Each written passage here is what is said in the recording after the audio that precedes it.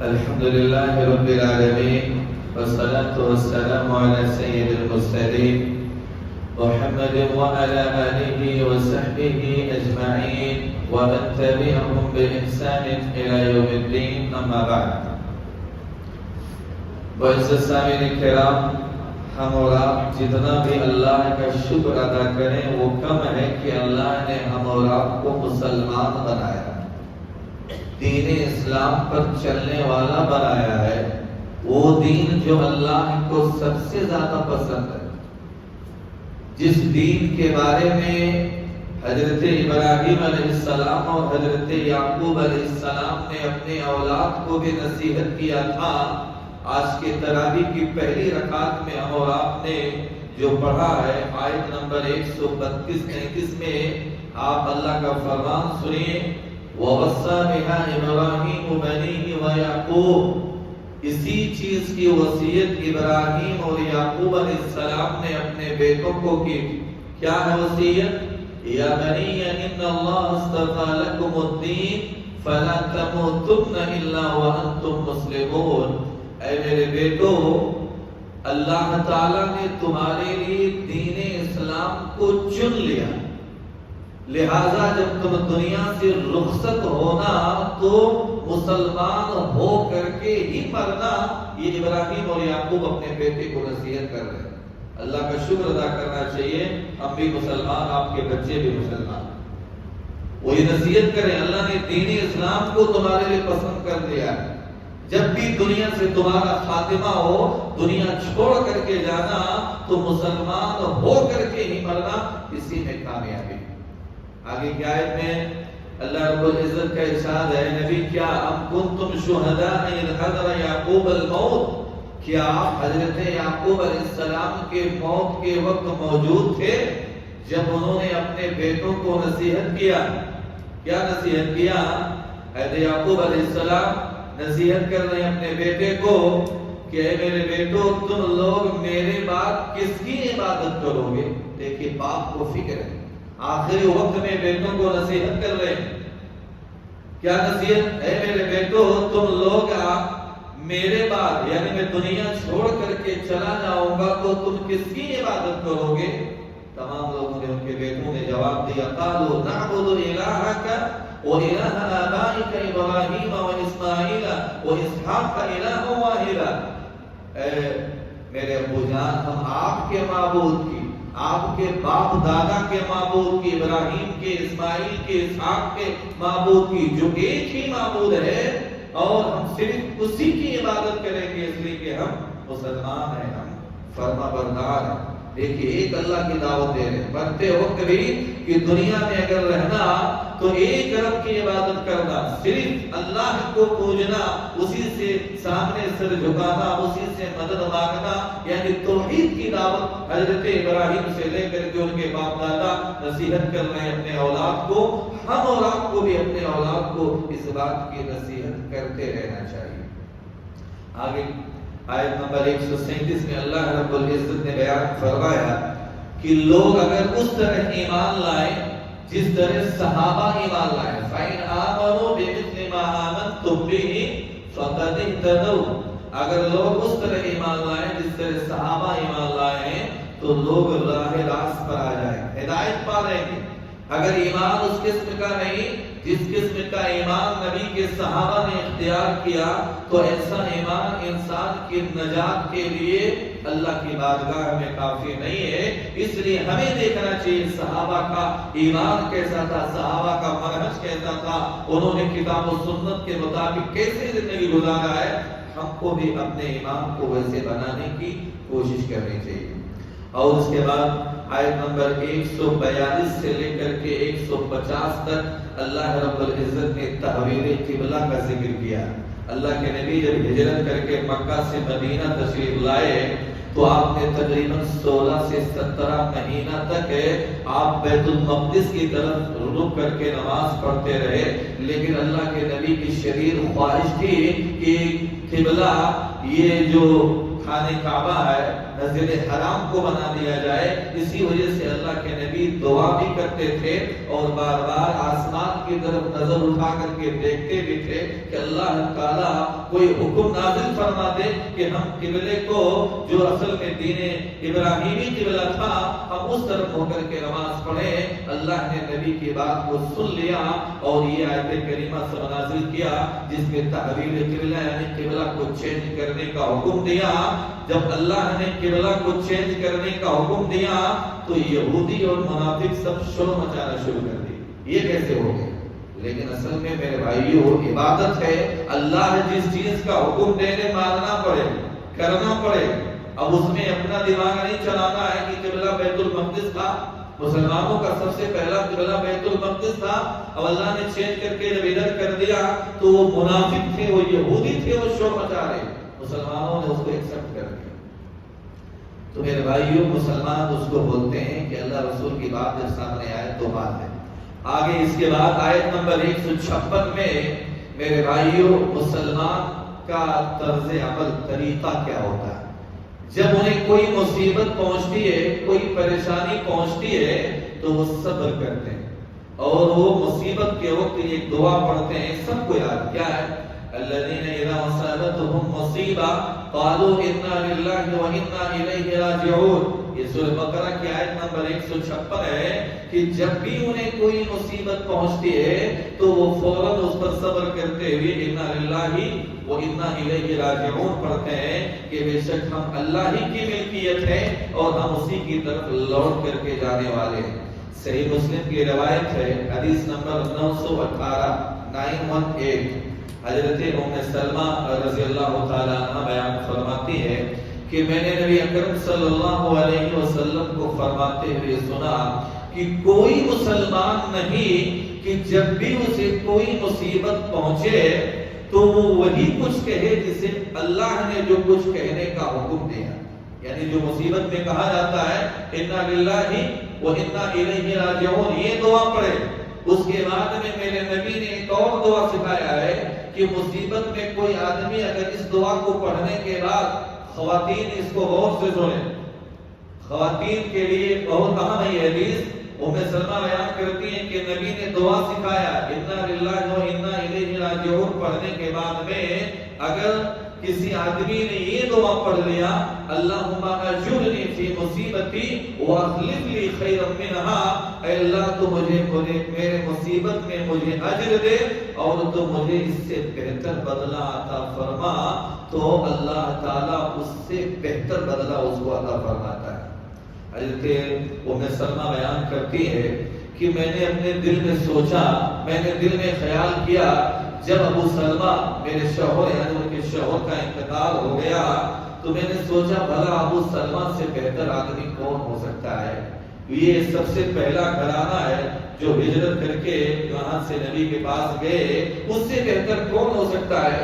لیکن نبی نے جو کی دعا سکھایا تھا تو نبی کی باتوں پر ہمیں یقین تھا، میں نے یہ دعا پڑھ لی اللہم اجرنی فی مصیبتی واخلف لی خیرا منہا۔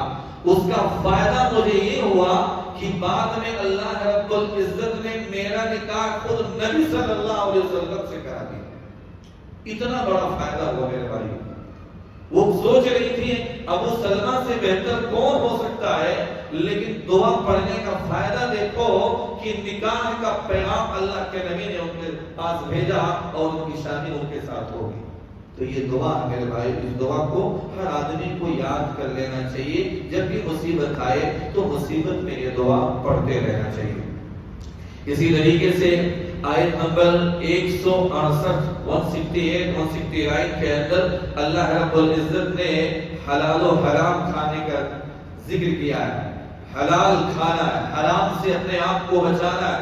یا ایھا الناس کلوا مما فی الارض حلالا طیبا، اے لوگو زمین کے اندر جتنی پاکیزہ حلال چیزیں ہیں انہیں کو کھاؤ اور شیطان کے نقش قدم پر مت چلو، شیطان تو تمہارا کھلا دشمن۔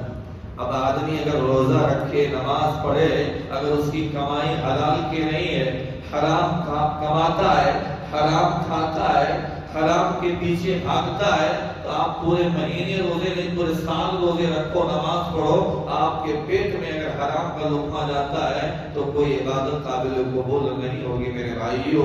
اسی لیے رب کا فرمان ہے آپ حلال کھاؤ، اے لوگوں زمین کے اندر جتنی حلال چیزیں ہیں وہی کھاؤ۔ تو حلال کھانے کے لیے حلال کمانا بھی پڑے گا۔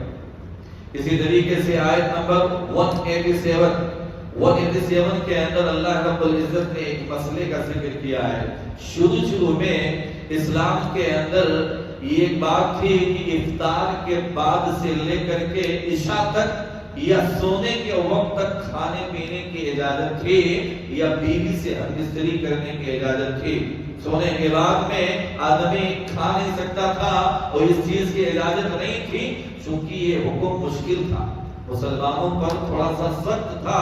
اللہ رب العزت نے یہ آیت کریمہ نازل کر کے اس حکم کو اٹھا دیا۔ کیا آیت ہے؟ احل لکم لیلۃ الصیام الرفث الی نسائکم، کہ روزے کی رات میں تمہارے لیے تمہاری بیویوں سے ملنے کو حلال کر دیا گیا۔ اب آدمی افطار کے بعد سے لے کر کے صبح صادق تک یعنی فجر تک کھا پی سکتا ہے اور بیوی سے ہم بستری بھی کر سکتا ہے، جو شروع میں اسلام میں اس بات کی اجازت نہیں تھی۔ یا تو عشاء تک یا سونے سے پہلے یہ کام کر سکتا تھا، اس کے بعد نہیں۔ لیکن اللہ نے کہا وَكُلُوا وَاشْرَبُوا، اب تم کھاؤ پیو یہاں تک کہ صبح کا سفید دھاگا کالے دھاگے سے ظاہر ہو جائے۔ تو میرے بھائیو اللہ رب العالمین نے اس بات کی بھی رخصت دے دی۔ آگے آیت نمبر 207 آپ پڑھیے، وَمِنَ النَّاسِ مَن يَشْرِي نَفْسَهُ ابْتِغَاءَ مَرْضَاتِ اللَّهِ، لوگوں میں سے بعض لوگ ایسے ہیں جو اللہ کی رضا کے لیے اپنی جانوں تک کو قربان کر دیتے، جان کی بازی لگا دیتے۔ میرے بھائیو آج بہت کم لوگ ہیں جو اللہ کو راضی کرنے کے لیے جان کو قربان کر دیتے۔ یہ آیت کریمہ حضرت صہیب بن رومی رضی اللہ تعالیٰ عنہ کے بارے میں نازل ہوئی کہ جب وہ ہجرت کر کے جانے لگے تو کافروں نے ان کو پکڑ لیا، کافروں نے ان کو گھیر لیا، کہا کہ یہ مال تم یہیں کمائے ہو، اس سے لے کر کے جانے نہیں دیں گے۔ حضرت صہیب رضی اللہ تعالیٰ عنہ نے کہا لو، مال کو انہوں نے ان کے حوالے کر دیا اور اپنے ساتھ دین لے کر کے نبی صلی اللہ علیہ وسلم تک پہنچتے ہیں۔ جب اللہ کے نبی کے پاس پہنچتے ہیں تو کہتے ہیں صہیب تو نے بہت نفع بخش تجارت کیا۔ آپ نے 2 مرتبہ فرمایا اے صہیب تو نے بہت نفع بخش تجارت کیا۔ میرے بھائی کو سوچنے کا مقام ہے کہ جو محنت کر کے مشقت اٹھا کر کے زندگی پر جو کمائے تھے اب ساتھ میں لے کر کے جا رہے تھے، کافروں نے کہا نہیں لے جانے دیں گے، انہوں نے پورا کا پورا مال دے دیا اللہ کو راضی کرنے کے لیے، بغیر کچھ لیے ہوئے چلے گئے۔ آج مسلمان دکانوں پر بیٹھا ہوا ہے، آج مال کمانے کے لیے اللہ کو راضی کرنے کے لیے مسجد میں بھی نہیں آتا ہے کہ نہیں؟ دیکھیے وہ اللہ کو راضی کرنے کے لیے کوئی زندگی کی محنت کو دے کر کے چلے آئے، آج لوگ پیسہ کمانے کے لیے دکان پر بیٹھے رہتے ہیں اور مسجد میں آنا پسند نہیں کرتے، چلو اللہ کو راضی کریں۔ ایسا نہیں ہونا چاہیے میرے بھائی، عبادت کے لیے وقت نکالیے۔ آیت نمبر 228 میں اللہ رب العزت نے مطلقہ عورتوں کی عدت بیان کیا۔ اچھا ایک ہوتا ہے طلاق، ایک ہوتا ہے خلا۔ عورتیں آئی وہ سن لے، مرد جو دیتا ہے اس کو طلاق بولتے ہیں، اور عورت اگر اپنے سے علیحدگی اختیار کرتی ہے اس کو خلا بولتے ہیں، اور دونوں کی عدت میں ڈیفرنس بہت سارے لوگوں کو معلوم نہیں۔ اگر مرد نے طلاق دیا ہے بیوی کو تو وہ 3 مہینہ 3 حیض کی عدت گزارے گی۔ دلیل یہی آیت والمطلقات یتربصن بانفسهن 3 قروء، مطلقہ عورتیں اپنے آپ کو 3 طہر یعنی روکے رکھیں، انتظار کریں۔ یہ طلاق کی عدت 3 طہر یعنی 3 حیض ہے، لیکن ایک خلا کی عدت 1 حیض۔ کوئی عورت اگر اپنے شوہر سے شرعی عذر کی بنا پر خلا لیتی ہے تو اس کی عدت کتنا ہے؟ صرف 1 حیض۔ اسی طریقے سے آگے آیت نمبر 234 کے اندر اللہ رب العزت نے ان عورتوں کا ذکر کیا ہے جن کے شوہر کا انتقال ہو جائے، ان کی عدت کتنا ہے؟ 4 مہینے 10 دن۔ دلیل یہ آیت والذین یتوفون منکم ویذرون ازواجا یتربصن بانفسهن 4 اشہر وعشرا، تم میں سے جو آدمی فوت کر جائے اور اپنے پیچھے اپنے بیویاں چھوڑ کر کے جائیں تو اللہ رب العزت نے کہا وہ اس کی بیوی اپنے آپ کو 4 مہینہ 10 دن تک عدت گزارے گی. کتنا؟ 4 مہینہ 10 دن وہ عدت گزارے گی. عدت کے دوران میں وہ آنکھوں میں سرما بھی نہیں لگا سکتی، یعنی وہ کوئی بناؤ سنگار نہیں کرے گی، وہ اپنے شوہر کے گھر میں ہی رہے گی. یعنی آپ اس گھر سے نکل کر کے دوسرے گھر میں رہنے کی اجازت نہیں، اللہ کی کوئی مجبوری ہو تو مجبوری کی صورت میں جائز ہے، ورنہ جس گھر میں اس کا شوہر تھا وہ جہاں رہتی تھی اسی گھر میں اس کو عدت پورا کرنا ہے، اور 4 مہینہ 10 دن تک اسے یہ خوبصورتی اختیار کرنے کی اجازت بھی نہیں ہے. اسی طریقے سے وہ سرما تک لگانے کی اجازت نہیں. تو اللہ رب العزت نے دیکھیے یہ سورہ بقرہ میں نکاح کا، طلاق کا، خلا کا، اسی طریقے سے عورتوں کے دودھ پلانے کا مسئلہ، ان تمام چیزوں کا ذکر کیا ہے جو ہم اور آپ نے آج کی تراویح کی نماز میں پڑھا ہے. یہ ساری باتیں درس میں بیٹھے ہیں سنے ہیں تو معلوم ہوا میرے بھائیوں. تو جو لوگ اٹھ کر کے چلے گئے ہیں ان کو معلوم ہوگا؟ نہیں معلوم ہوگا نا. الحمدللہ آپ لوگ مبارکباد کے لائق ہیں کہ کم سے کم 20 منٹ، دیکھیے 20 ہی منٹ کا وقت آپ نکال کر کے بیٹھتے ہیں. اتنی ساری باتیں معلوم ہوئی، کچھ مسئلے مسائل معلوم ہوئے، جو چلے گئے ان کو نہیں معلوم ہوتا ہے. اس لیے آپ عزم مصمم کریں کہ انشاءاللہ جیسے ہم 1 گھنٹہ تراویح پڑھ سکتے ہیں، 20 منٹ وقت نکالنا بہت بڑی بات ہے. صرف 20 منٹ کے لیے کون بہت بڑا ہمارا کچھ نقصان ہونے والا ہے. الحمدللہ آپ لوگ بیٹھے سنے اور اللہ رسول کی باتیں سن کر کے جا رہے، بہت سارا علم آپ کو معلوم ہوا. ایسے ہی آپ بیٹھتے رہے. اللہ رب العزت سے دعا ہے اللہ تعالی ہم تمام لوگوں کو قرآن و سنت کے مطابق زندگی گزارنے کی توفیق عنایت فرما. اللہ ہم سب لوگوں کو گنہگار ہیں، ہم سب لوگوں کے گناہوں کو معاف فرما. اللہ ہم سب لوگوں کو جنت الفردوس کے اندر جگہ دے. اللہ ہم تمام لوگوں کو جہنم کے عذاب سے بچائے.